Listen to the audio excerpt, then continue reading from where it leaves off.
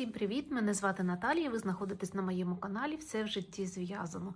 І сьогодні невеличкий анонс нового майбутнього безкоштовного майстер-класу по в'язанню ось такого класного, сучасного і дуже-дуже ошатного жилету. В сьогоднішньому відео я розповім вам про саму модель, про його конструкцію, як ми будемо її в'язати з вами. Далі я розповім вам важливі технічні моменти, також розповім, які знадобляться матеріали і яка знадобиться пряжа. Це все для того, щоб ви могли підготувати пряжу і матеріали, а вже з наступного відео ми почнемо з вами в'язати. І так, давайте з вами спочатку про сам жилет і про його конструкцію і його особливі моменти. Як ви вже можете бачити, він зв'язаний ось таким рельєфним, дуже красивим, і водночас таким необтяжливим візеруночком. Цей візерунок виглядає дуже об'ємно, як 3D, а в'яжеться дуже просто і зовсім не складно. Цей візерунок має в рапорті 4 ряди і 3 петлі. Запам'ятовується дуже швидко і в'яжеться теж дуже швидко і легко. Так, по конструкції жилету. Жилет зв'язаний із 2 частин, тобто передня частина і задня частина спинки, а потім вони зшиваються, ці 2 частини, за допомогою ось таких ось гарних охайних плечових швів і ось таких бокових швів, які майже непомітні і зовсім не обтяжують цей виріб. Дуже гарний, дуже акуратний і такий непомітний шов виходить. А потім, після того, як спинка і перед будуть зв'язані, ми з вами будемо обв'язувати горловину і пройми, наші пройми з вами. І так, спочатку ми будемо з вами починати в'язати зі спинки. Виріб в'яжеться знизу вгору. Ми будемо в'язати ось таку красиву, охайну і пишну резиночку. Це не звичайна резинка 1 на 1, а ось така пишна, красива, і вона має ось такий гарний і класний вигляд. Починати ми з вами будемо в'язання із фабричного набору петель. Дивіться, як гарно і красиво виглядає низ виробу. Ми це все з вами відтворимо, і у вас буде теж ось такий красивий, гарний і охайний вигляд мати ваш виріб. Дивіться, яка краса. Потім, після того, як буде зв'язана резиночка, ми будемо переходити на спиці більшого розміру і в'язати основним візерунком до ось цих місць, поки не почнемо з вами формувати вив'язування пройми. Як ви можете бачити, в нас далі йде формування пройми, тобто йдуть скорочення петель в певному ритмі. Ми з одного і з іншого боку сформуємо з вами пройми і далі будемо в'язати по прямій, причому зберігаючи основний візерунок. Ось так красиво в нас буде все виглядати. І потім ми з вами будемо вив'язувати скос плеча. Бачите, в нас вив'язаний ось таким чином скос плеча для більш природної і гарної посадки. Після того, як ми це все зв'яжемо, ми перейдемо з вами до в'язання переду. Таким же чином будемо набирати фабричним способом, в'язати резинку, далі в'язати тіло, і потім будемо теж формувати виріз для пройм і робити скос плеча. Потім ми будемо з вами зшивати перед і спинку за допомогою способу 3 спиць. Ми спочатку зіш'ємо з вами плечові шви, а потім зіш'ємо бокові шви. І далі будемо обв'язувати пройми і горловину.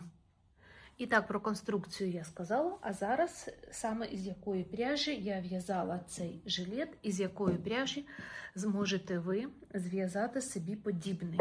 І так, основна ниточка, в мене ось така чудова, неймовірна нитка, в якої склад дуже крутий.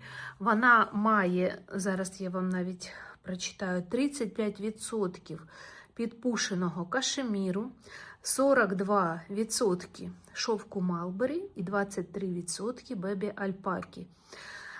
І довжину ниточка має 1500 метрів на 100 грам, тобто доволі тонесенька, але водночас дуже м'якенька, дуже тактильно приємна. І ось така пухнаста завдяки підпушеному кашеміру і альпаці. Неймовірна крута ниточка.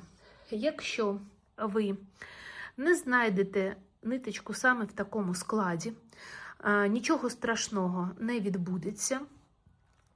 Цю нитку можна замінити ниточкою кід-мохеру на шовку або кід-мохеру на ПА. Буде ефект той самий, вигляд зовнішній буде теж той самий, так як ця ниточка дуже-дуже по своєму складу і по своїй структурі нагадує саме кід-мохер на шовку. І так, 1500 метрів на 100 грам в'язала я в 2 ниточки саме цієї пряжі, плюс ниточка паєтки. Золотава паєтка рясно всипана в мене на всьому виробі, а на обв'язочках в мене, так, покажу, ось така італійська, рясно всипана паєточка золотава, в якої паєтки ось таким чином через кожні 5 мм розташовуються. Її метраж 450 метрів на 100 грамів. Ось я додавала до 2 ниточок цієї пряжі ось таким чином. І це ось ця центральна, саме головна частина виробу. А обв'язочку я робила теж 2 ниточки цієї смісовки, плюс ось така паєтка на бавовні.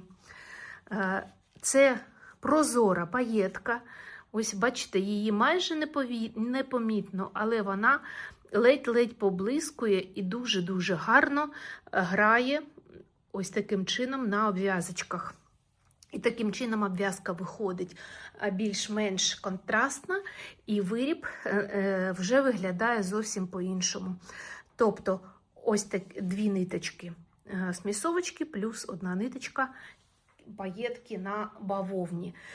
І як ви вже зрозуміли, і скрізь і основне полотно, і обв'язка в мене йдуть в 3 нитки. Тобто 2 нитки основної пряжі, 1 нитка паєтки. 2 нитки основної пряжі, 1 нитка паєтки. Для дівчат, хто з України, я під описом під відео відмічу магазинчик, де я купляла таку пряжу. А для дівчат з інших країн, то ви вже в інтернеті шукаєте будь-які паєточки, які вам подобаються, і будь-який кід-мохер або бебі-альпаку, яка теж вам подобається, і тоді можна замінити, і ефект буде той же самий. І тепер, що стосується спиць, нам знадобляться з вами спиці для резинки номер 2,5, і для горловини і манжетів, а для основного полотна знадобляться спиці 3,5. Прямі чи кругові, це вже вам вирішувати. Я зараз взагалі на прямих не в'яжу, мені зручніше в'язати на спицях, які на волосіні. А ви вже вирішуєте, які вам більше подобаються. Для обв'язки пройм і горловини знадобляться вже вам кругові спиці. Спиці 2,5, довжиною 40 леска 40 см, для горловини можна трішки більшу, 50, можливо, навіть 60 см. Ну, також знадобляться маркери. Це вже звичайні наші супутники будь-якого в'язання, ножиці, голка з широким вушком, тому що ми з вами будемо закривати манжети, бачите, ось таким теж дуже гарним і красивим фабричним способом, тому вам голочка з широким вушком теж знадобиться. Так, тепер, дівчата, по розміру. В'язати ми будемо з вами один розмір, він універсальний, він підійде від об'єму грудей 90 до 110. В нього ширина 56 см і довжина десь приблизно 64 см. Але довжину ви можете регулювати за своїм бажанням. Тобто, коли ми почнемо в'язати знизу, і ось до цього місця, коли вив'язувати почнемо пройми, ви можете зв'язати або довше, або коротше, в залежності від вашого бажання і ваших переваг. Так, тепер, що стосується витрати. Значить, спочатку скажу вам про свою щільність в'язання.